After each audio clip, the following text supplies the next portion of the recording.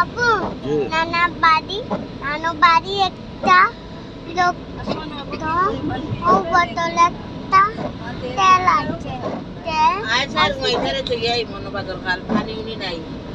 আর আমরা ইয়া করে দেখাল কি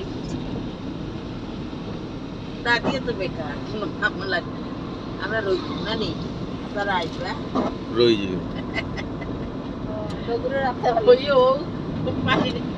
পানি পাইলে ভালো করে